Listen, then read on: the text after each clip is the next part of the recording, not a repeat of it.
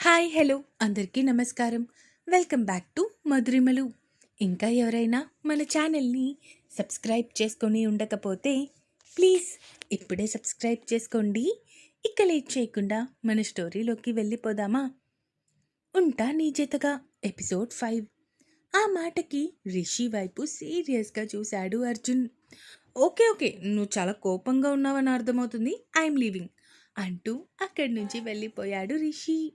కొంతసేపటికి ఆ డ్రెస్లో రెడీ అయ్యి బయటికి వచ్చాడు అర్జున్. ఇక్కడ మీరా అంతకు ముందే మేకప్ ఆర్టిస్ట్ని, అలాగే శారీ డ్రేప్ చేసే వాళ్ళని పిలిచి వాళ్ళని వాళ్ళకి ఇన్స్ట్రక్షన్స్ ఇచ్చింది మీరా. అబ్బా, నిజంగానే అప్పుడే పెళ్ళికల వచ్చేసింది మీ ఫేస్లో అంది మీరా నవ్వుతూ. ఇంకా ఆపి ముందు జరగాల్సినవి చూడు అన్నాడు అర్జున్. సరే సరేరా, నువ్వు ఎక్కువగా ఎమోషనల్ అవ్వకు అంటూ తనని అక్కడే కూర్చోబెట్టి లోపలికి వెళ్ళింది మీరా. అప్పటికే వాళ్ళిద్దరూ సింధుని అందంగా రెడీ చేసి తనకి జ్యువెలరీ పెడుతూ ఉన్నారు.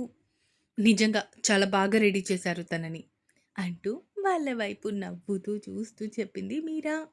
థ్యాంక్ యూ మేడం అన్నారు ఇద్దరు వినయంగా. బయటికి వచ్చిన మీరా కార్తిక్ వైపు, హేమంత్ వైపు చూస్తూ, ప్రెస్ మీట్కి అంతా సిద్ధంగా ఉంది కదా అడిగింది సీరియస్గా. ఎస్ మేడం, అంతా రెడీగానే ఉంది అన్నారు ఇద్దరు ఒకేసారి. Rishi, what about register papers అడిగింది మీరా. అంతా ఓకే మీరా, సింధు బయటికి వస్తే సరిపోతుంది, మొత్తం అన్ని సెట్ అన్నాడు రిషి. సనా, నువ్వు వెళ్ళి సింధుని తీసుకొనిరా అంటూ చెప్పడంతో అక్కడి నుంచి సింధు రూమ్లోకి వెళ్ళింది సనా. అక్కడ అప్పటికే సింధు రెడీగా ఉండటంతో సింధు పద అంటూ తనని తీసుకొని బయటికి వచ్చింది. కూతుర్ని అలా చూసిన కమలాక్షి, రంగయ్య ఇద్దరూ చాలా సంతోషపడిపోయారు. మీరా సింధుని అర్జున్ పక్కన నిలబెట్టింది. పర్ఫెక్ట్ కపుల్ అంటూ వాళ్ళిద్దరికీ ఒక ఫోటో తీసి వెంటనే ఇన్స్టాగ్రామ్ అకౌంట్లో పోస్ట్ చేయి అంటూ చెప్పేసి, అర్జున్ ఇదిగో సింధు మెడలో 3 ముళ్ళు వెయ్యు అంటూ తాలిబొట్టు అర్జున్ చేతికి ఇచ్చింది. అర్జున్ ఎలాంటి భావం లేకుండా ఆ తాలిబొట్టు తీసుకొని సింధు వైపు చూశాడు. ఎందుకో సింధు కళ్ళల్లో నీళ్లు తిరిగాయి. కానీ దాన్ని పంటి బిగువున ఆపుకుంటూ నార్మల్గా ఉండడానికి ట్రై చేస్తూ ఉంది. ఇక తన మెడలో 3 ముళ్ళు వేశాక రిషి ఇద్దరి చేతిలో పూలదండలు పెడుతూ, ఒకరికొకరు దండలు మార్చుకోండి అన్నాడు నవ్వుతూ. సింధు భయంగానే అర్జున్ మెడలో దండ వేసింది. సింధు వేయడం పూర్తయ్యాక అప్పుడు అర్జున్ కూడా సింధు మెడలో దండ వేశాడు. మీరా అర్జున్ వైపు చూస్తూ, తన పాపిట్లో సింధూరం పెట్టు అంటూ చిన్న కుంకుమ బరిని అర్జున్ ముందు పెట్టింది. ఆ సింధూరాన్ని చేతిలోకి తీసుకొని తన నుదుటున అలంకరించాడు. ఇద్దరూ నవ్వుతూ ఉండండి అంటూ వాళ్ళకి పోసెస్ పెట్టమని చెప్పి అవి ఫొటోస్ కింద క్లిక్ చేసి అన్నీ కూడా అర్జున్ అఫీషియల్ ఇన్స్టాగ్రామ్ పేజ్లో పోస్ట్ చేశారు పిఆర్ టీం. మీరా మేడం, అది ఆల్రెడీ టైం అయిపోతుంది, ప్రెస్ మీట్ స్టార్ట్ చేయాలి. ఓకే అంటూ అర్జున్ వైపు చూస్తూ, అర్జున్, మ్యాక్సిమం మొత్తం నేను క్లియర్ చేయడానికి చూస్తాను, కానీ ఒకవేళ విషయం మరీ కొంచెం కాంప్లికేటెడ్గా అనిపిస్తే అప్పుడు నువ్వు వచ్చి మాట్లాడాలి.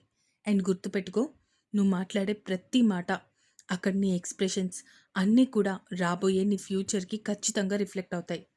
అందుకే ఆచితూచి అడుగు వేయాలి అంది మీరా.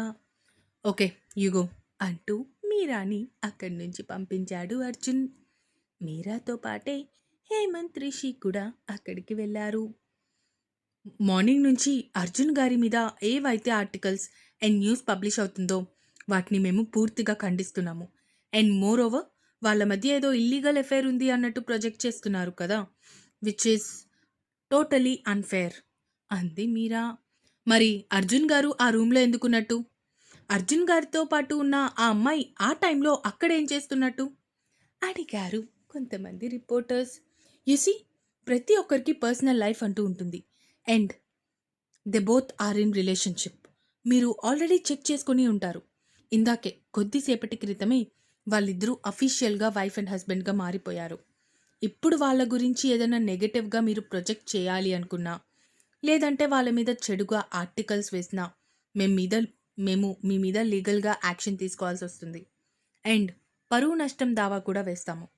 కాబట్టి ఇక నుంచి అర్జున్ గారి గురించి ఆర్టికల్స్ వచ్చే ముందు మీరు ఒకటికి 10 సార్లు ఆలోచించుకొని అది నిజమా? అబద్ధమా? అన్న అవగాహన తెచ్చుకొని మీరు దాన్ని పబ్లిష్ చేస్తే బాగుంటుంది. అండ్ మీకింకా ఏమైనా డౌట్స్ ఉన్నాయా? అడిగింది మీరా అందరి వైపు చూస్తూ.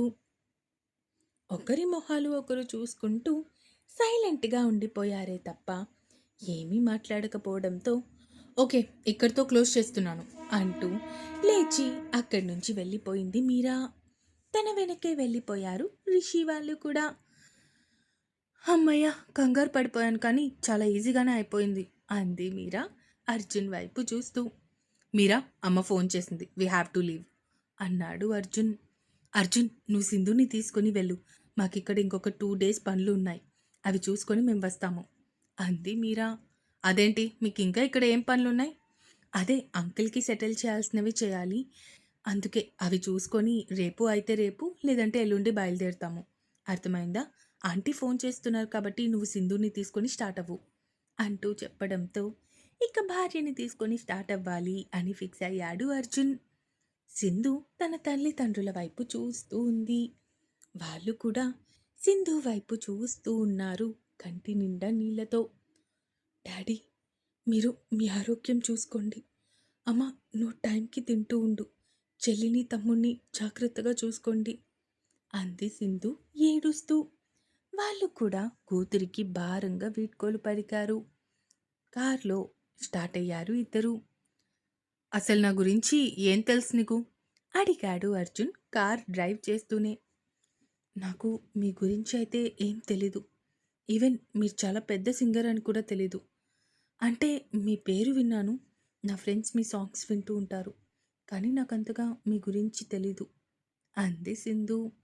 తన గురించి తెలీదు అని తన దగ్గరే నిజాయితీగా ఒప్పుకున్న మొట్టమొదటి మనిషిని చూస్తూ నవ్వుకుంటూ ఉన్నాడు అర్జున్.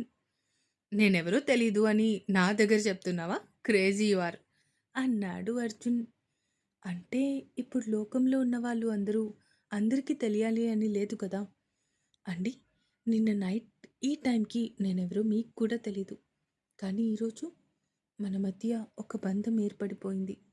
లైఫ్ చాలా అన్‌ప్రెడిక్టబుల్ అని చెప్పడానికి మన జీవితాలే ఒక పర్ఫెక్ట్ ఎగ్జాంపుల్ అనిపిస్తుంది నాకిప్పుడు అంది సంధ్య. సింధు మాటలకి చాలా ఇంప్రెస్ అయిపోతూ ఉన్నాడు అర్జున్. మీ డాడీ నువ్వు చాలా అమాయకురాలివి, లోకజ్ఞానం తెలీదు అనుకుంటున్నారు. కానీ నువ్వు చాలా క్లెవర్. అది ఇప్పుడు నీతో మాట్లాడుతుంటే నాకు తెలుస్తుంది అన్నాడు అర్జున్. ఆ మాటకి చిన్న నవ్వు నవ్వి ఊరుకుంది సంధ్య. వాళ్ళ ప్రయాణంలోనే సింధు గురించి బాగా తెలుసుకున్నాడు అర్జున్. మరుసటి రోజు ఉదయానికి ఒక పెద్ద ఇంటి ముందు ఆగింది కార్. అర్జున్ గారు ఇదేనా మీ ఇల్లు? అడిగింది సింధు ఆశ్చర్యంగా. మీ ఇల్లు కాదు, ఇక నుంచి మన ఇల్లు. ఎందుకంటే ఇక నుంచి నువ్వు కూడా ఇక్కడే ఉండబోతున్నావు కదా! అప్పుడు మీ ఇల్లు అని ఎలా అంటావు? అడిగాడు అర్జున్. ఇంత పెద్ద ఇంటిని నేను సినిమాల్లో, సీరియల్స్‌లోనే తప్ప బయటెక్కడా చూడలేదు అంది సింధు ఆశ్చర్యంగా.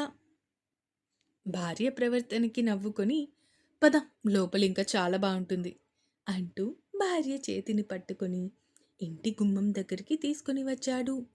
ఇంట్లోకి అడుగు పెడుతున్న కొడుకుని చూసి అర్జున్ అక్కడే ఆగిపో అంటూ గట్టిగా అరిచింది అర్జున్ తల్లి. అసలు నువ్వేమనుకుంటున్నావు? నువ్వు నువ్వు పెళ్లి చేసేసుకుంటే సరిపోతుంది అనుకుంటున్నావా? నా అనుమతి, అంగీకారం వీటితో నీకు కనీసం పని లేదా అర్జున్? అంటూ సీరియస్‌గా అరిచింది ఆమె. అమ్మా!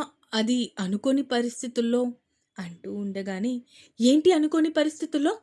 అయినా నువ్వు ఆ అమ్మాయి రూమ్‌లోకి ఎందుకు వెళ్ళావు? అడిగింది ఆవిడ సీరియస్‌గా.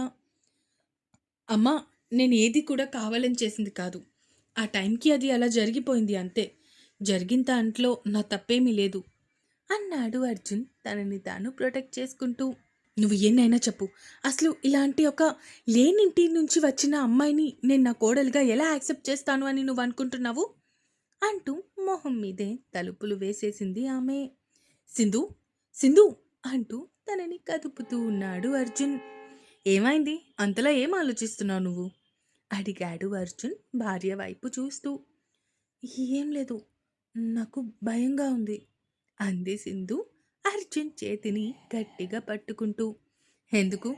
మా మమ్మీ వాళ్ళు ఎలా రియాక్ట్ అవుతారు ఏంటి అని అనుకుం భయపడుతున్నావా? నువ్వలా ఏం భయపడకు. మా మమ్మీ చాలా మంచిది. నిన్ను తన సొంత కూతురులాగా చూసుకుంటుంది. అంటూ నమ్మకంగా భార్య చేతిని పట్టుకొని ఇంటి గుమ్మం దగ్గరికి తీసుకొచ్చాడు అర్జున్.